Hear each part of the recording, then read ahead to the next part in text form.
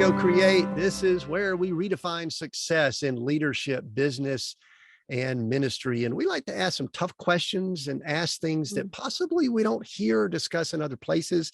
Today, we'll be doing that. Hospitality is going to be a big topic, and it's not going to be light and fluffy. This is going to be deep. So we're going to have fun with it. I'll get to the guest in just a moment. Before I do, I just want to remind everyone that's listening in that you're listening either via YouTube or on the podcast, or some of you might be listening in on some of the social channels. I appreciate you greatly. And I don't think it's called subscribe anymore. I think it's follow on some of the platforms. I know Apple just changed up their platform and others. So I just ask, if you're listening in, do whatever it says on your platform, follow, subscribe, or whatever it is, just so you get all of our episodes and can listen in on a regular basis. We appreciate that. And I know that I hope that you will be nourished by all that we do and all that we talk about. So glad you're here. Today, we have Sue Donaldson as our guest, and Sue does lots of things, but I'm just going to keep this brief and say she's a speaker, author, and a creator of an organization ministry called Welcome Heart. Sue, welcome to Seek, Go, Create. Thanks so much for having me, Tim. You're a delight. I'm glad you're here. And actually, this is so cool we're having this conversation, because you and I interact in masterminds and some groups with other podcasters, but we probably haven't been able to have the type of conversation we're going to have today. Let me get started by asking my favorite question, which is, what do you do? When someone asks what you do, what do you tell them? I tell them I'm a podcaster, make it count, living a legacy life. I'm a people collector, a gatherer, either on the front porch, backyard, or at my table. I'm a speaker. I like to speak about spiritual growth and connecting with God, and mentoring is a big part of my life. I do it sort of as an overflow. Last Sunday, I had two 20-somethings, these two girls. One gal saw me downtown. She said, "Sue, will you, I thought of you." Actually, she called me Mrs. Donaldson because she was a friend of my daughter's in high school. And she said, "I thought of you the other day because I needed a recipe." She's a newlywed, newly pregnant. And so I said, "Oh, I can give you a recipe." And then later I saw her again. I said, "Hey, AB, would you just like to come over and we'll cook 5 things, and we'll invite Josie." Another gal, her mother died when she was 16. So she's sort of adopted me. And so we actually got a date on the calendar. Can I talk about this now? You asked me what I did. Oh, this is what I love to do. And so these two gals came over, and it was a very big week for me. It was the day that my 100th podcast dropped. And of course, it was Sunday. That was the day they could do it. So after church, I had laid out 10 recipes on my island and all the ingredients for all of them. And I told them, bring 2 deli chickens, the already cooked chickens from Costco, because they're bigger. One did it. One had a baby sister chicken. And then 2 pounds of hamburger. And then I did all the rest. And we cooked for 4.5 hours. We made 10 things. But of course, we talked the whole time, because that's what we do. And they were saying things like, "Oh, you're giving me permission not to be perfect." And I thought, what's perfect? I'm not perfect. I'm not a gourmet. I'm not Martha Stewart. I'm not Pinterest. But what I am is willing to dig in with people, especially I love the younger women, and they think I'm funny more than my own kids think I'm funny. And they are not necessarily in the mainstream of Christianity. So what a delight to spend those hours. I took pictures of them. I'll put them on somewhere so you can see them. But holding these piles of Tupperwares and Ziploc bags and recipes, and they said their husbands would be so proud of them. So that was the one thing I did last Sunday, and then the next weekend I drove up to Pleasanton, California. I'm from the Central Coast of California. And I got to speak to a women's group at their church. This is the first time they got to be together because of COVID, But they were inside, so they wore masks, but I didn't because I was speaking. And I got to speak on connecting with God. It's called Retreating with God. And then I got to dismiss them for a guided quiet time all over the church campus. And then they came back in and we talked about the friendship connection, which is kind of what we're talking about today. So I speak, I write, I connect, I cook. I always say, well, I can't save somebody, but I can cook. So, and even if you can't cook, I can give you recipes. That's what I do.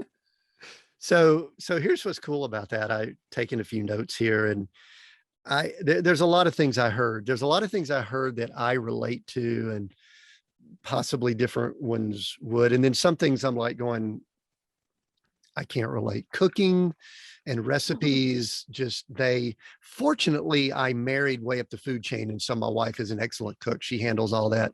If it were just me, I'd eat peanut butter and jelly sandwiches. I'm trying to be healthier now, but something healthier and all of that. But I heard the word connect, or a derivative or variation of the word connect, multiple times in that paragraph that you just discussed.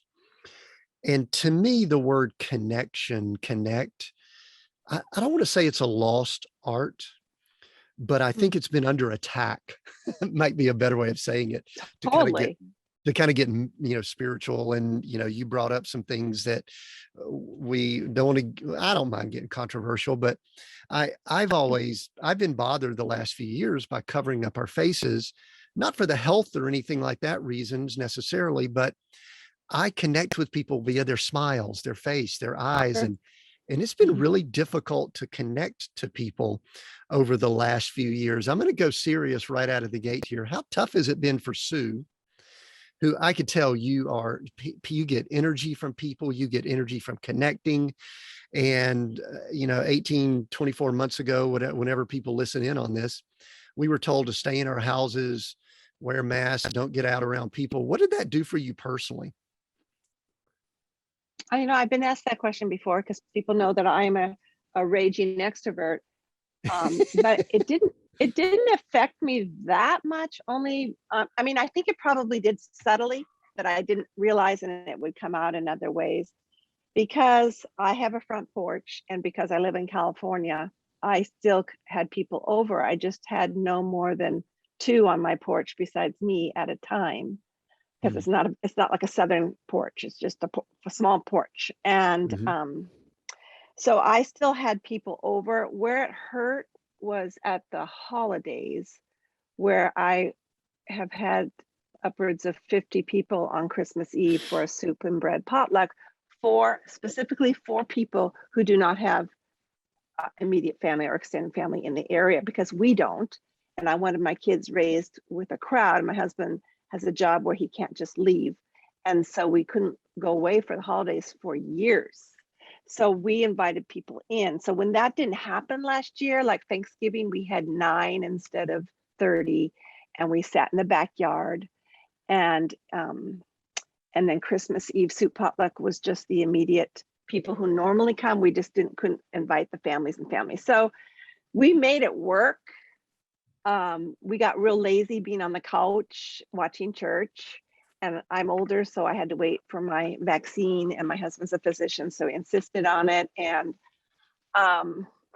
so when I went back to church, it was like I felt like a celebrity, even though no one knew who I was. I just went around going, I'm so happy to be here, because we still meet in someone's back 40, because our church in the same time the shutdown happened, they were renovating. So there's no pews in there now, and no organ, nothing. They're renovating. So all that, how did it affect me?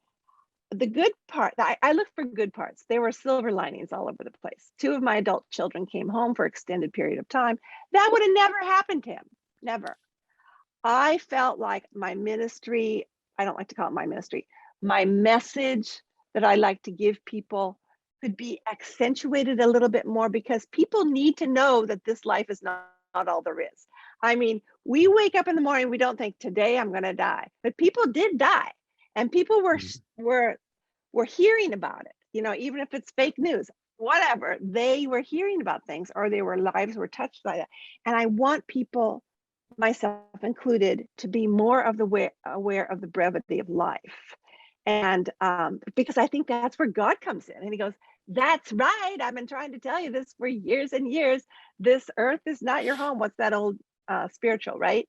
So in that sense. And then also I have wine nights, where, I hope that doesn't offend your listeners, but I didn't grow up with alcohol, but somehow I found out God wasn't against it, as long as I followed his rules about that. And so I have wine nights, and it's a mix of women who don't go to church and women who do. And I do conversation starters. So we did that in the backyard. And I had too many, so I put a picture of it on Instagram, and my daughter got really angry at me because I had too many people over and they weren't wearing masks because that's where she's at, and I had to honor her. And it's hard to drink wine with a mask on. Believe me, I'm a whiskey drinker or a wine drinker, and you gotta. I actually thought about You putting had a that little straw through the spoon right mask and there, all that that. little straw. Yeah. Oh, We're I was not going to making say to we you, are not making light of the situation. We're just trying to have fun with it, right? women were so desperate to come over. I've Mm, had 3 since that time, and I had one inside last month, and 2 women walked in and left their wine because people bring it and walked right out. And they said, we have elderly mothers. We didn't know it was going to be indoors, and they left. But it didn't hurt my feelings. They're friends. They do what they need to do, right? But I had this gal who calls wine night her Bible study. She's an atheist. Some reason she loves me. We met out shopping. And she goes, Sue invited me to all these things, the soup potluck, lunch, but I never came. But I said, so it's wine that you like, right? And she goes, I just love you. That's what she said last time she came. And then she brings a neighbor that I don't know at all. Okay.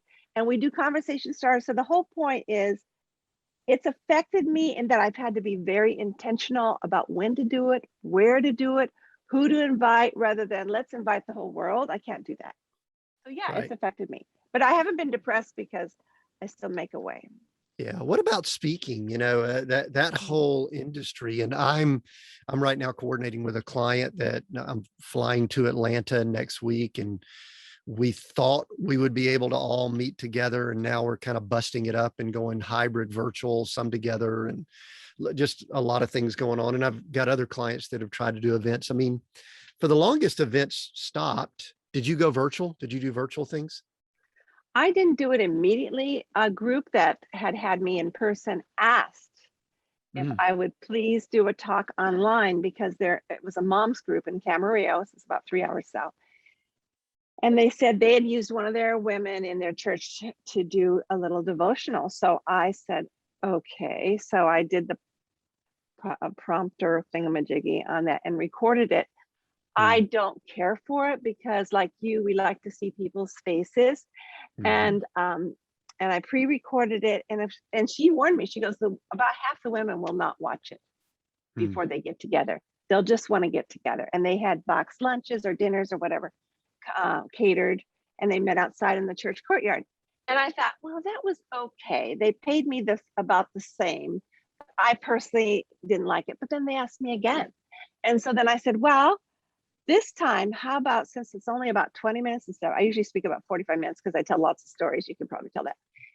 And I said, I shortened it down and I said, I will send you a 22-minute talk.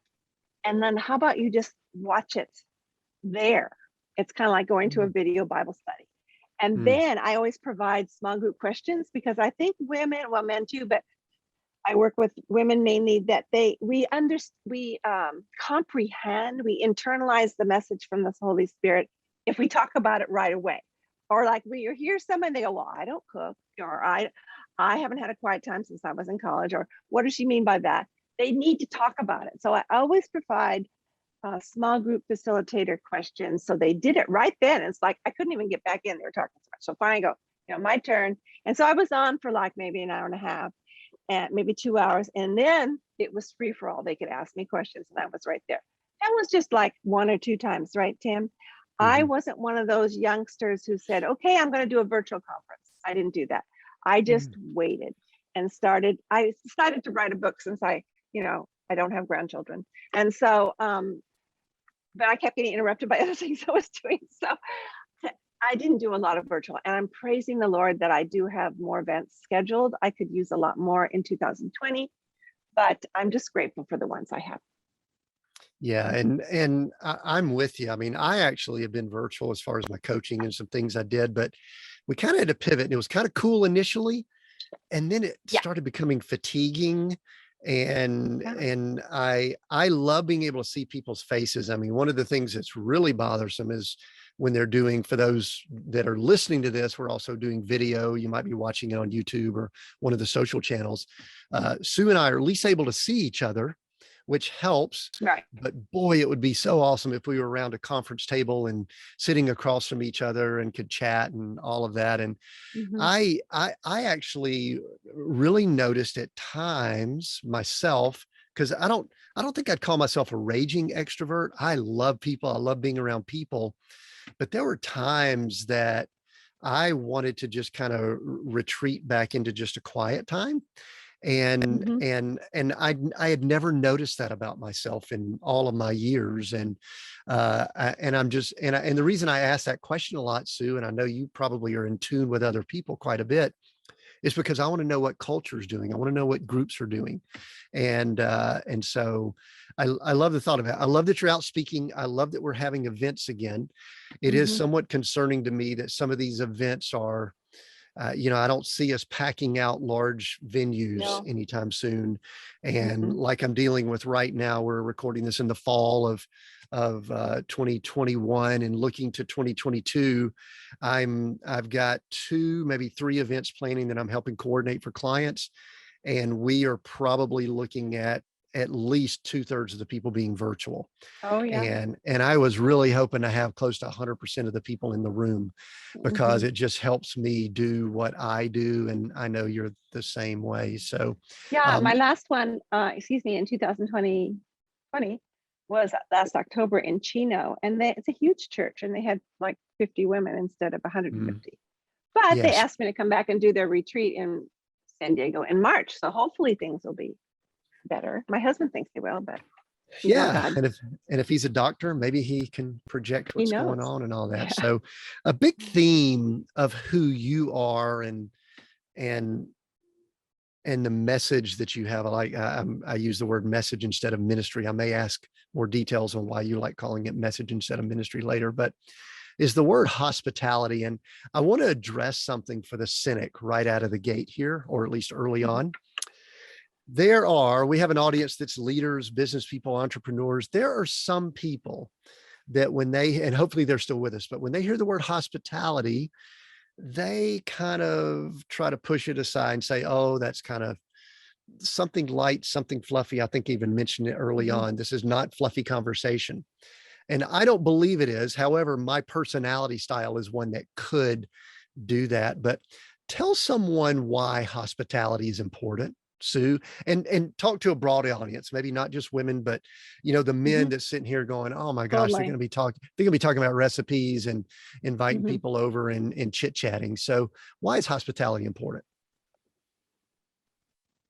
There are so many reasons, but the main one, and the reason I started writing and talking about it 25 years ago, is that God invited us. Mm, God is the ultimate host, and maybe some of your listeners don't know God or don't know that He really did the pursuing.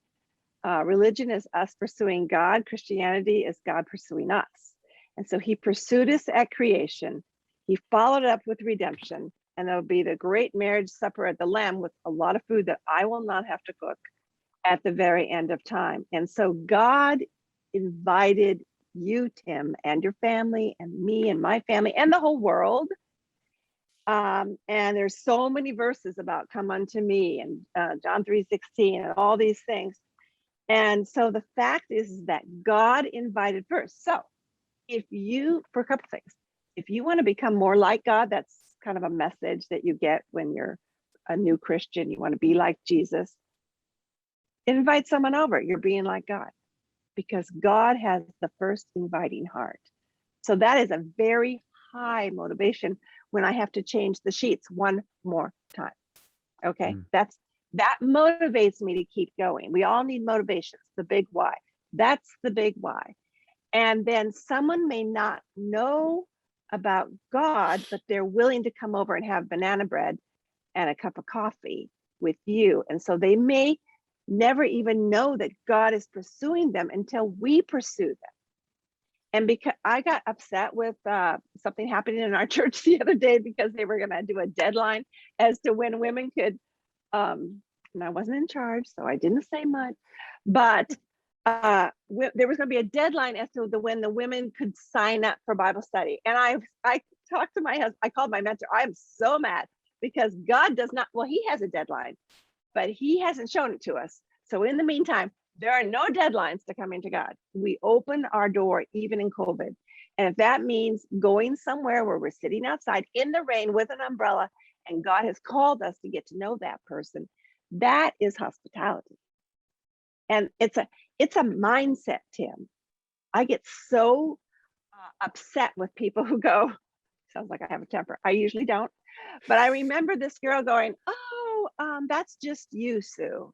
I go, no, no, no, no, no. It's number one, it's a commandment. Be hospitable without complaining. So obviously, right? Be hospitable without grumbling. That's scripture. And we have this great opportunity to show the world how much God loves them through, a donut. It doesn't have to be something homemade. And so, so the fact is, it's not just a personality thing. It's not because I crave people in my home. It's because God has invited the world to himself, and we don't have to go to seminary to do that. We don't have to lead a Bible study. I've written 4 books. Who cares? The whole idea is that the most simplistic bit of opening and inviting is maybe the main thing. My neighbors now are all coming to Bible study. Why? Because they came to a Christmas dessert, 10 years in a row. There's a lot of sowing. Is it sowing? Seeding, whatever, sprinkling the seed. A lot of donuts before anything ever. Oh, I think I'm lonely. I think my neighbor texted me 2 weeks ago after a wine night. I need to connect with God. What she needs is more than that, maybe. But I said, I can do that part. I'm not a therapist. I'm not the coach. Come on over. And we've met 2 Fridays in a row. Yeah, and the interesting thing about that is in the culture and world that we're in today, in all likelihood, and we don't know, I think God can use a lot of things. That neighbor is probably not going to reach out to one of her 450 connections on Facebook and ask that question. She's going to reach out to Sue that she's been in her home a few times. It's interesting that we're having this conversation. Just yesterday, I was in Titus. And I know people don't spend a lot of time in Titus, but I think it's First Timothy and Titus. Paul was giving, the Apostle Paul, for those that may not know, was giving instructions to Timothy and to Titus about how to deal with some leadership issues within the setting that they were in. And these were home churches, remember? These were not mega churches. Yeah. These were home churches. And I just grabbed my Bible as you were talking, and because one of the scriptures I had was Titus 1:8, where he's telling what bishops or overseers need to be. And he says, I'll just read real quick, not given to wine, even though we're okay with wine. I think it's too much wine is the thing. I'm okay with wine, exactly. Just so you know. I grew up in Southern Baptist part of the U.S., which just made me want it more, just so you know. Not violent, not greedy for money, but hospitable. A lover of what is good. Yeah, so it is actually an instruction for leadership. Oh, sure. It is an instruction for those that are put in a position. And I want to go ahead and say this right up front here. It's not a male-female thing either. Exactly. It is for everyone, and for anyone listening in that's the leader of a company, a business, large organization, small. This is vital. One of the things, Sue, that I try to define this as, and I'm going to just ask it to you, kind of throw it as hopefully a softball, or it could be a fast pitch curveball. Hopefully it's not, is that I've had these theories of people over the years that there are some people that under stress during difficult times, they resort to thinking about themselves more than other people. And what I heard you describe just a second ago when you were talking about hospitality is someone who thinks of others as much, if not more, than themselves. Is that accurate? Have you observed that? If someone tells you, oh, hospitality is just you, Sue, you're hospital, you've got the gene. Is it, and I don't want to use the word selfish, but I was using the word of thinking of self versus thinking of others. Does that relate at all to this? Well, I think it relates for any of God's commandments, because he says the main thing is to love him and love others. And the way my husband loves others is fixing their cars, interestingly enough. and helping them with, lending them tools and building fences and then taking out their gallbladder or whatever. But he is really a really good listener, and listening is one of the best aspects of hospitality. And when someone feels heard, they feel loved. And who is the great lover? God himself. And he calls us to himself to pour out our hearts to him. And so when a friend comes over and she's angry at this, or she's heard about this, or she's worried about her children, that's hospitality when I keep my mouth shut and just receive it and then turn her to God. What I talked about last weekend to these women, the paralytic, he was laying on a stretcher and there was such a crowd and they couldn't get to Jesus. So he was being hosted by somebody in a house, right? But 4 strangers, we don't even know if they knew each other or the paralytic.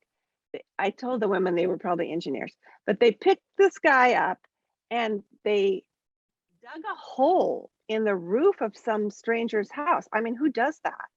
They did it, and magically enough, they lowered this guy right at the feet of Jesus. Now, they were hoping he would be healed, but Jesus had bigger things in mind. He said, your sins are forgiven because I've seen your faith. They were probably going, wait, we didn't come for that. We came for healing, and then he healed them. So a couple things. God wants a lot bigger things than we ask him for. And then also, we don't save people. We take them to the feet of Jesus. I can't heal my girlfriend. I can't heal anybody, but I can take them to the healer. And hospitality in its biggest, wonderful, and smallest form is taking people to the feet of Jesus. I love the visual of that, the paralyzed man that's brought down through the roof. My wife and I have been watching The Chosen from time to time. We don't watch a lot of TV or anything. And it was really interesting. The first 3 or 4 episodes, I was not really enjoying them because I'm a Bible guy. I've studied the Bible. When I watch things like that, I'm not being overly critical. Maybe I am, that I'm looking at it. I don't think that's in scripture. Do they have a basis for that? And I think they're taking some liberties here, and boy, they better not make they better not make my Jesus look bad, so kind of silly, even though I could watch some other show and I'm not that critical with it. But I was not drawn in to The Chosen until the way they depicted that scene of the paralytic being lowered down. It was like the 3rd or 4th episode. I kept wanting to just bail on it. My wife said, no, let's keep watching it. What else do we have to do? We live in an RV. We're hanging out at night. Let's just watch The Chosen while we're in bed. The way they did that scene, I was sitting wherever I was and I had tears coming down because they did such a good job of bringing about what was going on. And it was sort of the start. They depicted it as the start of his ministry. There were Pharisees present. There were a crowd. Some of the original disciples were there and they were being impacted by this. And they did have these people, these engineers, tearing apart the roof and lowering someone down. And they did just a very good job of it. So I love that you brought that up because there's so much to that. And it was a very emotional scene for me to watch and I'm not, you could probably guess this, I'm not a super emotional guy. And so to sit there with tears streaming down was pretty impactful for me. I've always wondered, what were you going to say? You want to say something? I was going to say, well, my dad was an engineer and it made me think of a great story. I was raised with hospitality, but I am number 4 of 5 kids. And when I speak on the hospitality workshop, I give 17 reasons why we are not hospitable. And actually it's in an article or in the blog, the Joyful Life magazine blog. You'll find that 17 reasons why we don't and 1 reason why we should. But when I first started teaching on it, I thought of all these reasons and they were from me. They weren't, they were from other people as well. And I interviewed my mom because she was this big hospitality queen, we called her. And my dad would just sort of go along with it, even though he was an engineer. And I said, so Mom, tell me how come you're so hospitable? I was interviewing her. And she goes, well, I wasn't always. Well, see, I was 4 of 5 kids. So by the time I came along, that's all we knew, right? She goes, yeah, when your dad and I were first married, they had 2 boys. They lived in New Jersey. and your dad invited the whole deacon board over for pie and coffee. And I go, yeah, well, like, what's the big deal? And she said, well, I could make pie. I didn't know how to make coffee, which is kind of the opposite nowadays, right? So she goes, I had this newfangled coffee pot on top of my stove. And after it perked, the top was vacuum top and I couldn't get the top off. And I go, well, and she goes, but I'd already cut all the slices of pie and had put on the ice cream on each piece. And she goes, I had to wait 30 minutes for it to cool off before I could serve everything. And she goes, I was mortified. And I go, Mom, I'm mortified just listening to you. I said, why didn't you just serve the pie and coffee? I mean, the pie and ice cream and say that the coffee was the real dessert. She goes, well, I would do that now. And I said, they were probably all engineers. They would have come in and tried to, not make something explode, but to fix it. That's what they do. She goes, I would do that now, Sue, but I didn't have the self-assurance to show my failings. And isn't that the truth? When we're insecure in who we are and not counting on God's confidence, we are afraid to show our failings. And so I just thought, well, so what did you do then? Well, I started practicing it because she needed friends.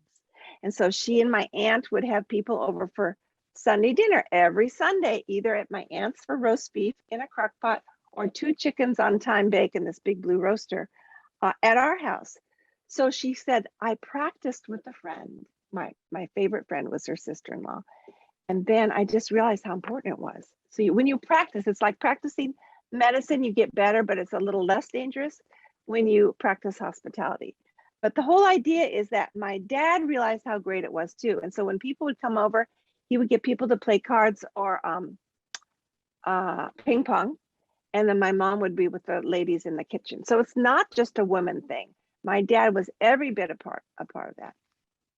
Yeah, and there's like a practical thing that just popped in my head. My wife and I have been in business for 30 plus years, as long as we've been together.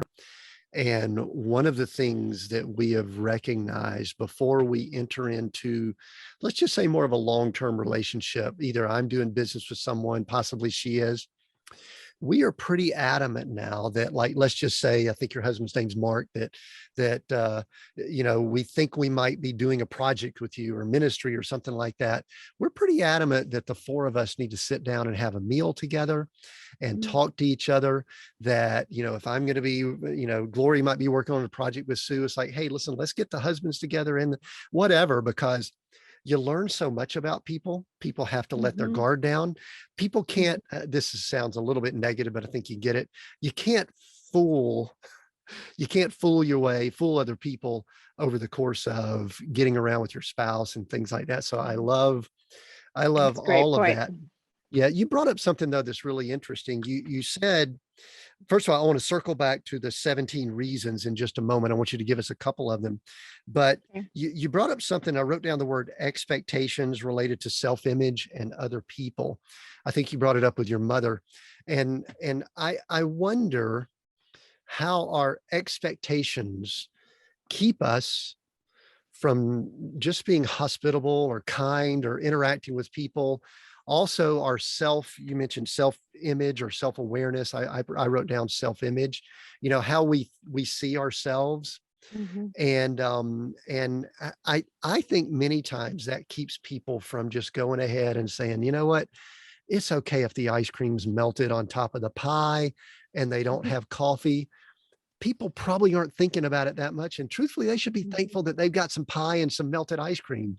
So what expectations? It seems to me like you've worked this hospitality muscle so much that you're probably very good at it, number one, but also you don't get bogged down with a lot of the minutia and details. Would that be a correct assumption? Yeah, but that's because I'm older and I've done it for years and I was raised with imperfect hospitality. So if I were raised with we were raised in a very wealthy area, Palos Verdes Estates, but my parents were the generation of the Depression and my mom didn't put on airs, didn't know how to. So we were like, we didn't have a maid, but our neighbors did, things like that. So I think that when we have an image of what hospitality should be, it stops us, it hinders us from doing it the way that God wants us to do it. And that is really the difference between hospitality and entertaining, which I have a whole talk about, but I'll just give you one little point, is that when you, in relation to self-confidence and self-image, when I'm confident that this one recipe that I can do very well, and maybe there's only one, so that's one of my tips, just learn one thing. My girlfriend is a great cook, but she goes, just learn how to make a good biscuit. That will save any meal. And it has. Like when I turned the chicken purple because I used red wine instead of white wine. Oh, well, I was just used what I had in my cupboard. So if you have a good biscuit or you have one thing that you're confident about and you're self-confident in that, guess what, Tim? Our eyes and our focus are on the guest. Mm. And the difference between hospitality and entertaining is that entertaining, you're focusing on yourself. And whenever we focus on ourselves, we're either proud or we're insecure. And either one means that we can't really serve this person that God has graciously brought to our table. So but I still get uptight. I'm telling you, I'm not perfect. Okay. I'll be like, yeah, it's terrible to be yelling at your family. I told you to get those extra chairs out of the garage, it kind of ruins the whole spiritual part, so you just have to learn to relax and make your list. And then if there's just one person or 6 people coming or 25 people coming, you look at that person and you serve them with the love of Jesus, because that's hospitality, not entertainment.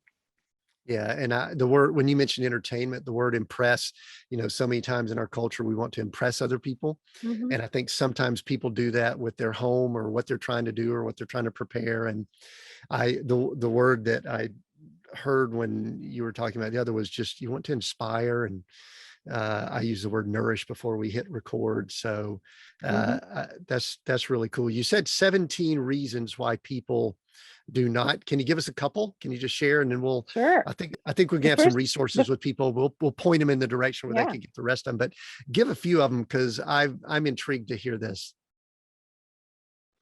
Well, the first one I sort of alluded to, you were not raised in a hospitable home. And I've had people say, I wasn't raised that way, therefore I will not do it. I'm not comfortable doing it. And then I tell them the story of my mother and how I call it breaking the chain of ungrace. I think that's from Philip Yancey, where you've been raised a way that wasn't filled with grace, but you break the chain for the sake of the gospel, for the sake of your children, for your own sake. So you're not raised that way is a big one. That you're afraid that your husband will embarrass you, like they don't talk or they talk too much. Really. And I've had my husband just sort of float up the stairs. Now I have to train him, honey, you have to say goodnight, because he gets up at 4:30. So he goes, well, I don't want to bother him. I go, honey, you need to say. So there's a little bit of training involved. And then I don't like to cook. I don't like it. So they think food is synonymous with hospitality. Tim, it is not. My brother, he's a very gregarious former pastor, and he said, Sue, I've learned to offer a glass of water. And I said, well, that's very biblical, Steve. And because he doesn't drink coffee, he doesn't think about that. And he goes, often that's all they want. But when I teach on this, we just have to be so surrendered to God that we know, does this person want a glass of water, or do they just want me to shut up and let them talk to me for an hour? Do they need a bowl of soup? Do they need something delivered to their porch? Especially during COVID, I did a lot of porch activity. And or do they need actually to spend the night? Are we willing to do that to a stranger? I mean, the definition of hospitality biblically is to welcome strangers.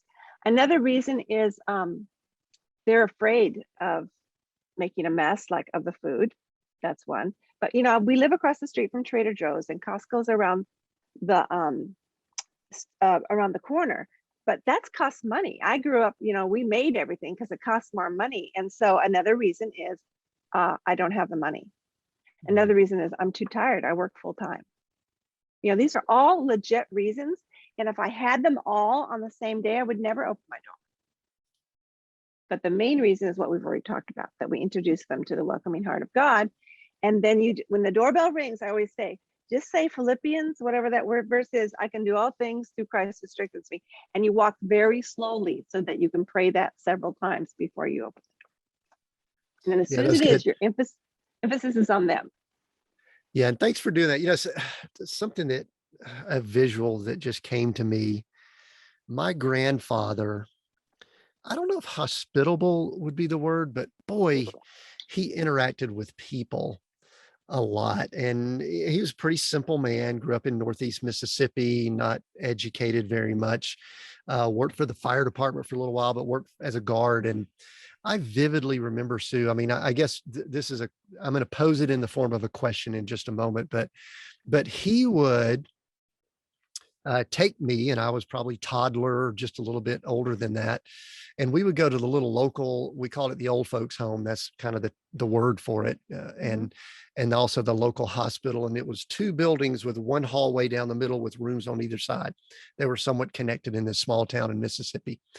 And we would go and just visit with people. Mhm. And so it wasn't necessarily in their home, even though my grandmother had a lot of people over for coffee at times, but we would go, and that you could tell it's probably been 50 plus years that I still vividly remember that. And I don't know if we did it once or if we did it 25 times. It seems like we did it a lot, but what does hospitality mean going out as opposed to having people come in? Is that a different word? Am I commingling things that shouldn't commingle? Because No, I like it. Go yeah. ahead. Well, and so I vividly remember that. And I just remember we would walk up and down this hallway and he would look at the sign on the door and he'd go, huh, I recognize that name. And he would go walking into the room. We didn't know who they were. And he goes, hey, are you related to the such and such, family from so and Wow. so? And they go, no. He goes, because we might be related and all of this. And we would sit down and talk to people at the old folks home or the hospital for hours. just Wow. just sitting there. And so I think the thing that I got from that, Sue, maybe this is my question, is that in my eyes at that time, here was a man that was so focused on other people, Mm, not himself. right. And to me, that seems to be the core of the message that you share. Would I be correct? Yeah, the core of the message is service and deny yourself. And when you asked earlier, does it mean that we think more of others than ourselves? Your grandfather was. He was not getting chores done at home. He was serving these strangers. So that to me is hospitality too. I'd like to add a caveat though. Some people say, well, I take food to others when they have a baby or when they're sick. So I'm off the hook. I don't have to open my home. And I think there's a huge difference between those, everything else, and actually having someone in your home. It's kind of like what you intimated when you say you sit down with your wife and another couple. There is a certain, what's the word, intimacy that comes when they step over the threshold of your front door and now they're like insiders and they see the dust, the cobwebs, at least they do in my house, and the imperfection or maybe how my kids are not behaving and I have to apologize for them and they all go, oh, it doesn't matter, we have kids. And so it brings that intimacy because if they thought I was perfect, they would never want to share their vulnerabilities with me. So it's actually a gift that we give others to let them see who we are.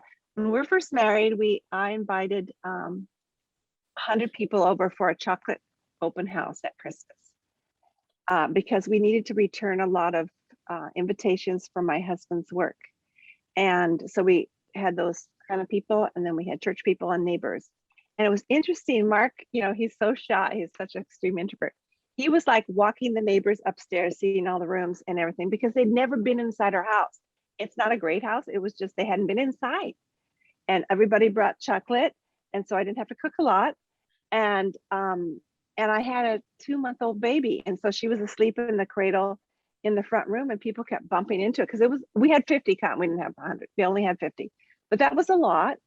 And then the next year was another point, but my husband goes, could we not do that this year? I said, why? He says, I'm so stressed. Work was really stressful, and it was.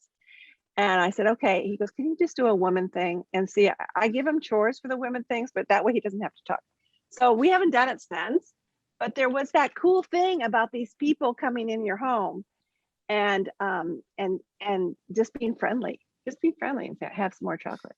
Yeah. And I think what it does, it causes them to disconnect from their, I'm going to use a few strong words, their rut, Yeah. their comfort zone, and kind of stretch themselves and go into another environment, like, just meeting with people for a period of time. One of the things you brought up earlier, you talked about how Mark is such a great listener. Mm-hmm. I think we're so listening starved in our current society that if someone can get in an environment where someone just listens to them, there's a lot of power in that. I guess it's almost, we want them to disconnect from whatever their norm is to connect in some other ways. And that word connect, it really brings another question to mind. You seem to be someone, I've actually been on Zoom calls with you, and you seem to be one, like if there's 12 people in a room probably, or 12 people on a video call, that you have the ability to, I'm not going to say read minds, but maybe understand some things that might be going through other people's minds. I'll say it that way. And so let's just say you've got 6, 8, 10, 12 people over. How is there a skill there? Is it intuitive? Is it something to just over years? Because my guess is if Sue has 12 people over, she's going to know if Sally's kind of not quite connecting with the rest of the group, and do something to bring Sally into the fold. And how do you do that? Mm-hmm. Well, a couple things. First, you pray before they come over, so that I call it your hospitality antenna. I use that where you adjust it every day to wonder who you're supposed to invite into your life, but also to be sensitive. There are people who have been in my home that are not my favorite people. I think God has given, have natural affinities to certain people, but those are the ones that perhaps need your focus the most. So you have to get over yourself. If it's a very large crowd, I'll read the room kind of, and I'll assign one of my kids to go talk to them if they are not talking to anybody. So it's like a little assignment, plus it's a growth modeling for my children, like your grandfather did for you. But I think it just comes with asking God to guide you. And then conversation starters have been incredibly useful and a blessing. Long before I wrote my conversation starters, I started doing this because my brother said he was at this party and he goes, Sue, it was kind of boring. And it wasn't my house, but I just said, okay, everybody at the table, like 12 people. He goes, everybody, why don't you share where you lived when you were 10 and what were you doing? And well, everybody loves to talk about themselves. And it's a very non-invasive question. It was what I call a surface question. So they all shared, and I go, what'd you do next? He goes, well, then I said, well, what were you doing and where did you live when you were 20? And he goes, but Sue, I wouldn't have done the next question if the first one hadn't been such a hit. Plus, I was not the host. I didn't want to be taking over my host party. But he goes, what came from that there was a young woman there that he didn't particularly like. And when she shared where she lived, what she was doing when she was 28, I think he did it 3 times, he really got sympathy for her and compassion. He understood her, right? So then after the dinner party, he went right over to her and had a really great conversation. Mm-hmm. So I would say, even before I did these wine nights and everything, I would have these women over for coffee. I'd invite 15 because you maybe get 7. And half would be Christians, half not. Didn't matter. They all had small children. They brought them with them. And once everybody sat down, because everybody's chatting, I'd say, okay, let me get your attention. And I always laugh because, I taught high school English. I can get your attention. And I said, would you just tell me why you moved to, tell us a little bit who you are. Why did you move to San Luis Obispo? Because it's hard to live here professionally in every other way. And so it's always unique to know, why are you here? And if they're all married, I'll say, how has your husband been a blessing to you the last 6 months? Well, see, that's a deeper question. Because what if they haven't been a blessing? But everybody shares something positive, because I'll make a joke about that. I know you have to say, well, he flosses regularly. That's what I say. Not a lot of dental bills for Mark Donaldson. He's such a regular flosser. So they laugh, right?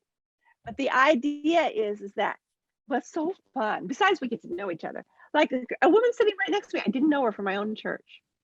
And I had said something about my ministry or my business, and she goes, tell me about your business afterwards. Well, it turned out she's a graphic designer. She helped me for a year after that. So the networking, this network was incredible. But my next door neighbor said, I always feel so good being around your friends. Well, she didn't know the Lord. I said, that's the Holy Spirit. And we need to let him loose at our table. Yeah. And you can do that by yourself, but boy, it sure does help when you give a nourishing environment where people are coming in. I love the conversation starters, and you've got a book. Is it like 252 or how many? You got a bunch of conversation starters. 252 is the print version. You get that on Amazon, or you can go to my Yeah. shop on welcomeheart.com. There's a printable that has 202. The printable is kind of fun because it's 8.5 by 11, and you can. My brother even can't believe he bought my printable. I got my conversation starters because he's such a talker. But his wife's extreme introvert, and he goes, Sue, we bought your printable because Karen wants me to help her in the kitchen because we're having 7 people we don't know for Thanksgiving. I said, okay. And so that morning he goes, this is what we did. He's texting me. I go, I'm trying to cook, Steve. Don't talk to me. And he cut them, strips of them, and fold them up and put them in a basket, and everybody would just pick one. So it was kind of random that way, but that's kind of fun too. But if you get the book, you can just make copies from it. But it's so worthwhile.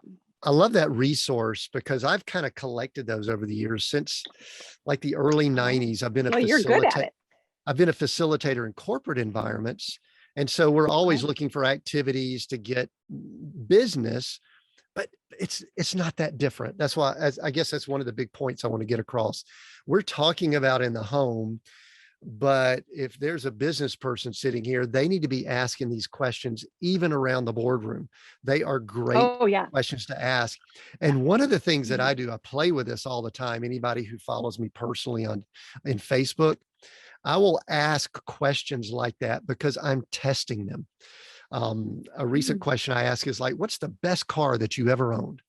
Well, that's both a male and female question. It was interesting, kind of the responses. And I've got kind of this deposit of questions. And so I'm going to pick that up because I don't have that book. I'm going to get that list because I'm meeting with a group next week that I've got to break the ice with people from India on a virtual call, people here in the US, half are virtual, half are in the room. And I've got to get them co-mingling and kind of break down the barriers. I like that icebreakers, not just break the ice. I say that when people meet, there's like these concrete blocks or brick wall between them. And our goal is to try to do things to bring that wall down, to bust that wall down. And the book that you've got, that is such a great way of doing it because it just is a way. And listen, if someone is a super introvert, all they need is to just get a couple of those under their belt and they literally can talk to anyone, right? And break the ice. Right. So, when I wrote my Bible study, I was assigned by my mentor to meet with 2 women who would get something out of my Bible study. So I chose 2 girlfriends who were pregnant with their 3rd. They left their kids at home, and every 2 weeks we met at a restaurant, and I wrote another chapter and showed it to them. Interesting. I learned as much from them as they learned from me. But this one gal, incredibly creative, huge following on Instagram. She's such a great designer. And she goes, Sue, I really like to prepare for company. Her house looks like Pinterest. I've been there. It's so gorgeous. She goes, but I really don't know what to do once they come in the door. And I was like dumbfounded because that's the easiest part for me. So I actually had her come and decorate my house for my daughter's open house when she graduated because I knew she loved doing that. See, there's different gifts. But when we give them this resource, you're right, 2 questions, that's all they need. Here's a question for your big board meeting. Ask them what's the best meal they've ever eaten. And they will just start salivating. What I did the last wine night, is because they were all women, I did say, describe your biggest culinary fail or triumph. We laughed hysterically, a lot of fire and smoke in oven stories. And my husband actually, I didn't notice until I went to bed later that he had gotten up and slept in the side bedroom because we were outside and the noise, gales of laughter, it had nothing to do with wine. It was the storytelling.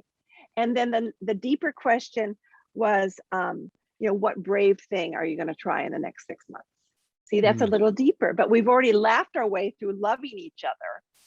And then, then the relationships start after that. So yeah, I Yeah. totally think it's wonderful. Thanks for buying it.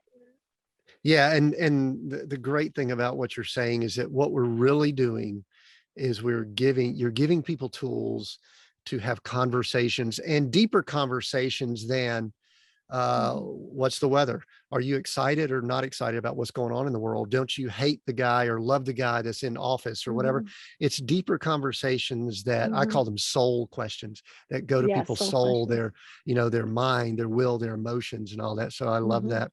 Sue, one of the things, and we're running up against some time here, but I've got a couple of things that I've got to ask. Okay. You on your podcast that I listened to an episode this morning, it was excellent. Make it count, living a legacy life. That word legacy is a big word. Mhm. And about 2 years ago, my wife and I began discussing, maybe it's because we were having grandkids and our kids are grown and we're just kind of starting to look to what do we do. We started talking about what do we want to be in place later, years from now, when we're not around. And I guess I just want to ask you, when you use the word legacy, define it or just talk a little bit about legacy so that we understand what it means to you. Well, I'll tell you why I came up with it.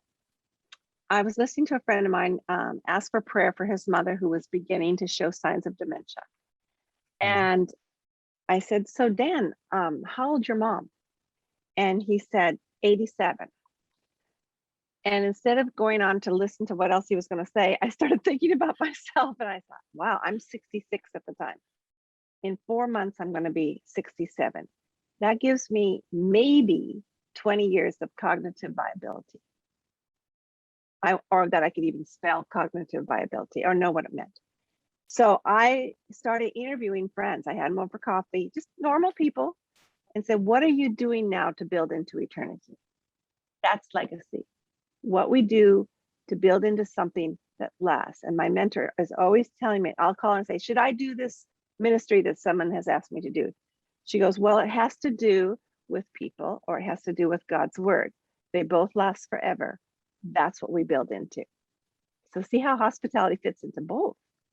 And so when you spend time with this board meeting next week or whenever it is, you are building into eternity when you have the mindset that I'm building into people. I'm going to show them and be God's love as much as I'm able to do in a certain circumstance, right?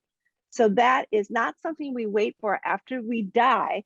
And then our kids look at the will and they get the rocking chair and you get the camera and you get this. No, it's what we're doing now that will last forever. And so I just asked the same, I'll have to have you on, the same 4 questions as what is your legacy? What are you doing about it now? What have you had to overcome to do it? I don't know if you listen to Johnny Erickson's, but her legacy is that people will know that she's a woman of faith, not about all the millions of people she's helped with their disability. It was precious.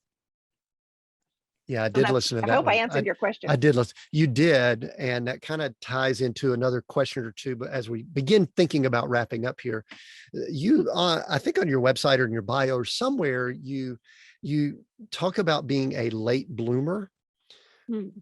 But it's interesting. I think we ask when we send out information to guests, is there any question that you don't want to ask? And I think jokingly, I can't remember if you said something about your age or your weight. I can't remember what it was, but I, My weight. I, I, I don't, yeah, something like that. Anyway, which I'm not going to, but it's Mhm. interesting. We, both of us, would be mature as far as our age go. Let me just say it that way. Mhm. And we're at an age where many people are ready to stop doing everything. We'll call it Mhm. retire or whatever. You, and I've been around you for maybe close to a year now, you have a lot going on. And Mhm. I don't think you're hurried or busy. You don't appear to be, maybe behind the scenes, but is that legacy? Is that just you're not going to retire? You've got purpose, you've got mission? Or why does Sue continue doing what she does instead of just relaxing? I'm guessing that, being, having, medicine in the family, that y'all could kind of just kick back and do nothing, but you're driven. Is it legacy? I think it's legacy. As I look at my children, I've seen that they've picked up some good things. I wasn't a perfect mother, and I try not to interfere with their lives because they're 32, 30, and 25. Hmm. But they've seen the joy in people's faces who've come to our house. I've had my daughter say, Mom, I went to a party. I said, how was it? No one asked me any questions. See, she's used to being, so she had to go do it. I said, well, some groups you're going to have to be the leader in that because you know how important it is. So I feel I'm so privileged to be healthy enough. I'm 69 to do as much as I do. Now, when I had to go on 4 freeways last October to get home at midnight, I thought, Lord, how much longer do you want me to speak? But I get such great joy out of it that he says, stop arguing, and if I don't get a lot of speaking engagements, that'll be him saying, okay, it's okay for you to slow down in this. And it's so much fun to podcast because I can just sit and do it and, wear pajamas sometimes. So now I'm on YouTube, so I can't do that. But it's a blessing. And my pastor says, you don't retire, you retread. And I think I've been retreading. But I think I'm sort of a visionary, but I don't sit down and make a plan like next year I'm going to write 5 books, I'm going to speak 16 places. I want to give up on occasion. And then God will bring me a tech person, because that's my least favorite thing. Or a designer or someone who doesn't charge an arm and a leg, who can help this poor person out. And all of a sudden I have 4 books. Well, no, it's not all of a sudden. It's a lot of work, it's a lot of work what we do. But there's so much fun. I have a fun life. My calendar is full. Yeah, I love that. I interviewed someone, gosh, last week before, and literally the conversation, and this was a pretty hard charging business guy, not hard charging, but his whole mantra is he lives life fun. He's sort of a 12-year-old living in a 57-year-old body. And Love that. I when I'm around you at times, Sue, I kind of get that impression, yes, we are in what we'll call mature shells or bodies, but man, it's like we need to enjoy, and especially with all that's gone on the last few years, I think people are getting clarity about it. They need to Yeah, enjoy what they're doing, enjoy other people, be hospitable. And I love the message that you share. Sue, who is I know you're available to speak, you've got books, and we'll include resources, but who would be the ideal person or group that should reach out to you if they want to bring you in? Kind of help define them. I know you spread a wide net, but help define them here as we wrap up. I've got a question or two we'll finish up with.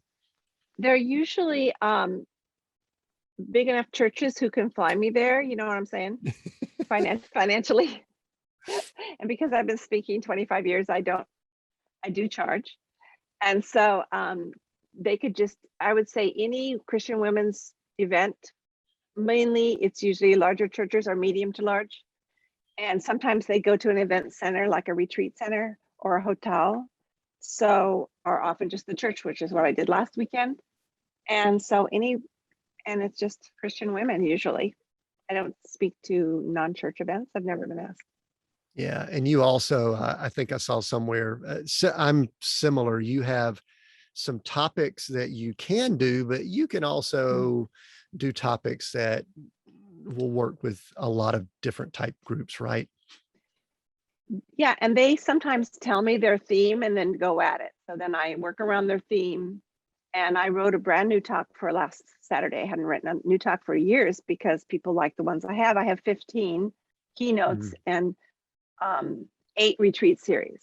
And I listened to Chandler Bolt. I don't know if you've heard of him, Self-Publishing School. He'd be a great person on your podcast. And I listened to podcasts on how to write a book in a week. And I thought, well, I can sit still for a week. It's kind of a challenge. So at the end of that week, I had written a pamphlet because I'm good at articles.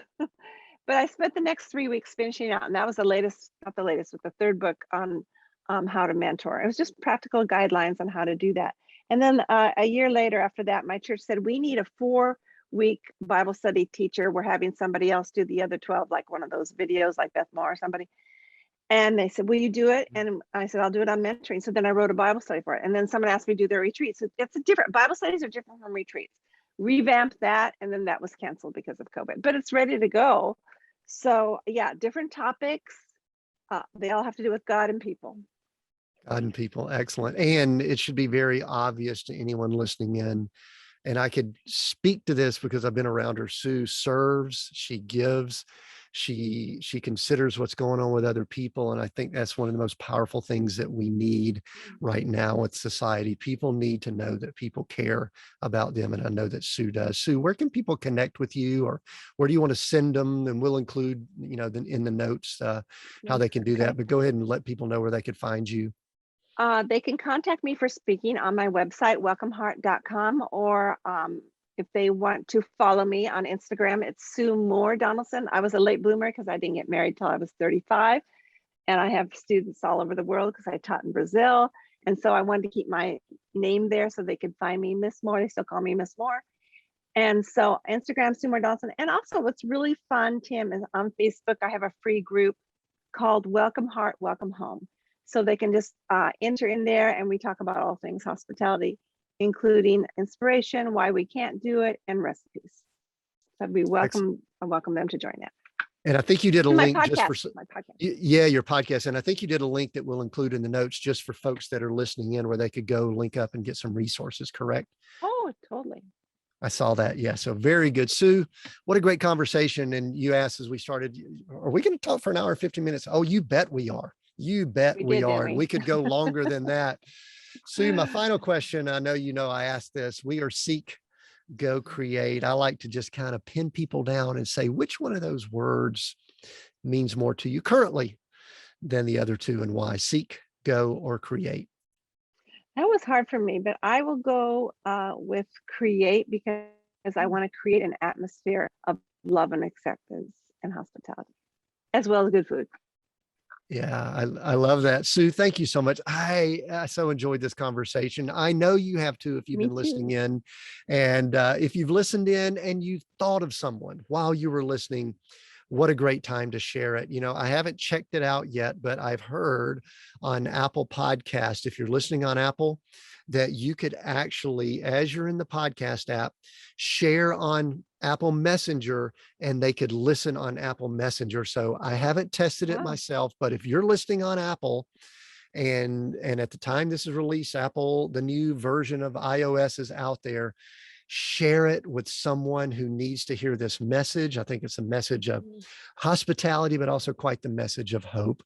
And so share this. And if you're listening on other things, go ahead and share it too. I love when people share. That's the number one way that people listen to podcasts and other things. Thank you so much for listening. I always appreciate our listeners. We have new episodes released every Monday. And until next time, continue being all that you were created to be.